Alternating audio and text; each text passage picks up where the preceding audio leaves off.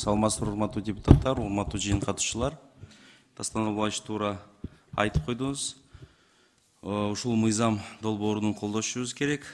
Эмне себептен азыр инвестиционный климат улучшать нужно. Но ошону карабастан, Кайнура Докторбаевна, есть несколько вопросов.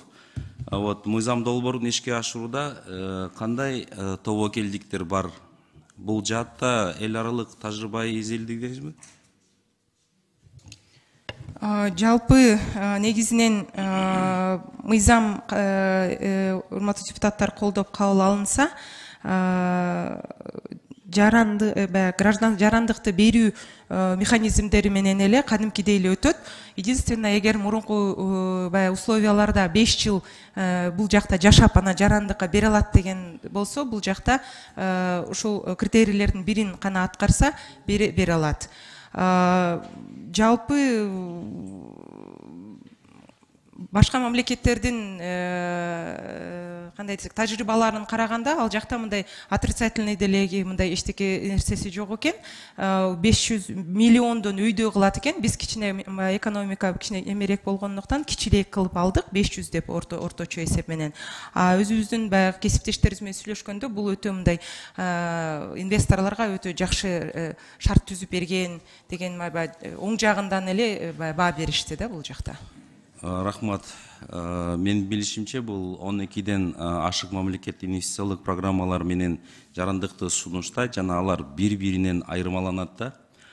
Бул жерде сиз азыр өзүңүз айтып койдуңуз, ушу башка өлкөлөрдө иштеп жаткан инвестициялык программалардын ушул жерде артыкчылыктарды жана кемчиликтердер боюнча деталдуу талдоо болушубуз керек да. Мен сунушум ушул бул тажрыйбанын маалымкат негиздеме көрсөтүү керек болчу да. Башка мамлекеттин тажрыйба боюнча. Анан биринчи берене боюнча Кыргыз Республикасынын министрлер кабинети тарабынан ишке ашырылып жаткан кандай мамлекеттик программаларга чет өлкөлүк субъекттер быйыл инвестициялай алат? Анан эгер алар инвестициялоону чечсе? Жалпы инвесторларды колдоо максатында бул эң негизги эки багытта иш алып барып жатабыз бүгүнкү күндө. Эң биринчиден бул негизинен фискалдык жактан колдоолорду көрсөтүү, фискальное стимулирование деп сиздердин колдооңуздар менен жаңы редакцияда налоговый кодексте ошол баягы министрлер кабинети артыкчылыктуу секторлук тармактарга тийиштүү болгон долбоорлорду 5 жылга чейин 3 түрдүү салыктан бошото алат министрлер кабинетинин чечими менен деген ошол эң жакшы жетишкендиктерибиз ошол болду.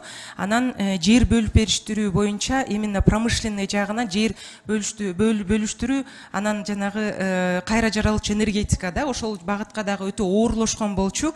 Ал боюнча дагы сиздер тараптан колдоого алып, тийиштүү мыйзамга өзгөртүүлөр кирилип, бүгүнкү күндө жергиликтүү бийликке берилген, жергиликтүү бийлик өзүндө жана промышленный объекттерди, промышленный жерлерди өздөрүнүн чечими менен определять этип, ошол жакта инвесторлорго түздөн-түз колдоо көрсөтүү кылып жатат.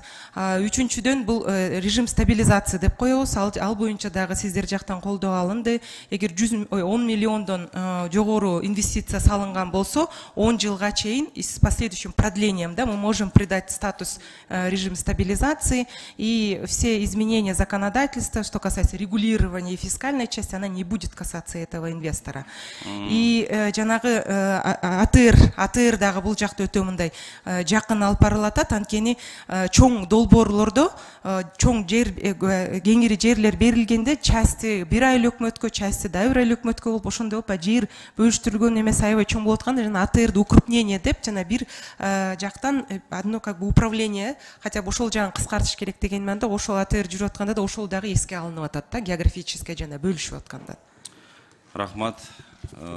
Айнура Докторбаевна, ушул жерде экинчи беренеге ылайык, бул инвестордун жакын туугандар боюнча сиздин мыйзам долбооруңузда булар ата-энелер, балдар, алуучулар, асырап алынгандар, толук жана жарым бир туугандар, чоң ата, чоң эне, небелери бүт баарын киргизилет да. Бул жерде тизме мен ойлойм өтө узун эмеспи? Ошол жакын туугандар боюнча кандайдыр бир чектөөлөр барбы? Жакын туугандарды дагы буларга дагы баягы жеңилдетилген тартипте берели деп ал боюнча дагы баягы сүйлөшүүлөр жүргүзгөндө, консультациялар жүргүзгөндө ошондой чечилген. Анткени инвестор келип бул жакта туугандарын алып келип, это серьезность показывает да.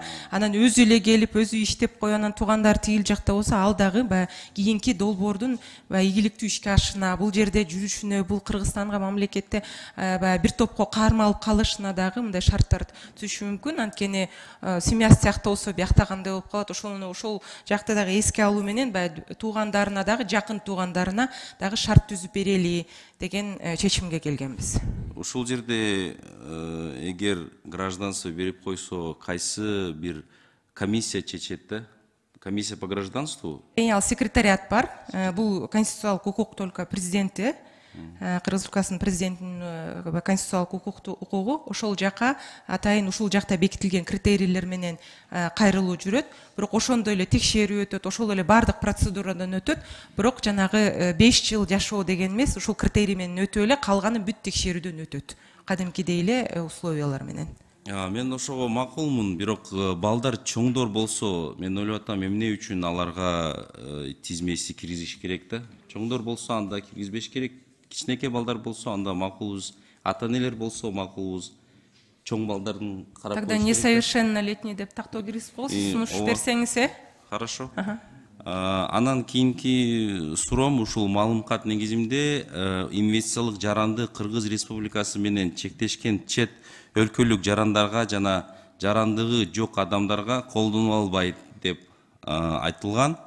Бул кайсы мамлекеттер? Казакстан, Тажикстан, Кытай, Узбекистан? Кайсы мамлекет менен чектеш болсок, ошолор болбойт. Бул международный неме да. Эмне үчүн мындай чектөөлөр бар? Бул боюнча если неметсе укуктук коопсуздукту неметкен барбы сиздерде или бүгүн чакырылган жок беле? Бул ошол мындай баягы границада турган мамлекеттер менен өтө мындай кооптуу болот да.